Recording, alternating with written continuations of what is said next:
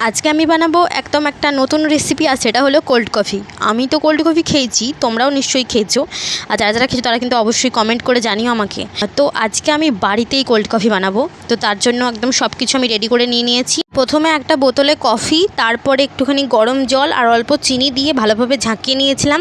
আমি প্রথমে এটা ঝাঁকিয়ে নিয়েছিলাম বলে আমি আবার যখন এই কফিটা ইউজ করব তখন আবার ঝাঁকিয়ে নেবো, কারণ তখন আবার সাথে সাথে ওটা জলের মতো হয়ে যাবে, তো খেতে ভালো লাগবে না। তার জন্য আমি এখন দুধটা রেডি করে নেবো। তোমাদের কাছে যদি লিকুইড দুধ থাকে তোমরা সেটা দিতে পারো, আমার কাছে ছিল না তাই আমি আমুল দুধ দিয়েই করবো। প্রথমে একটা কাপে উষ্ণ গরম জল নিয়ে ওর মধ্যে পাউডার দুধটাকে ভালোভাবে গুলিয়ে নিতে হবে।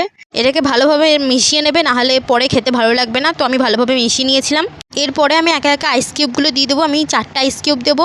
আমার যেহেতু দুধটা রেডি হয়ে গেছে, এরপর আমি কফিটা এর মধ্যে দিয়ে দেবো। আর অবশ্যই কফিটাকে কিন্তু ভালোভাবে ঝাঁকিয়ে নিতে হবে তার আগে। দেখো আমি ঢাকাতে ভুলে গেছিলাম, তো তার কারণে একটুখানি জলের মতো হয়ে গেছিলো আবার। তো আমি ভালোভাবে আবার ঝাঁকিয়ে নেওয়ার পরেই আবার এটা দিয়েছি। আর কফিটাকে ভালোভাবে এরপরে দুধের সাথে মিশিয়ে নেবো।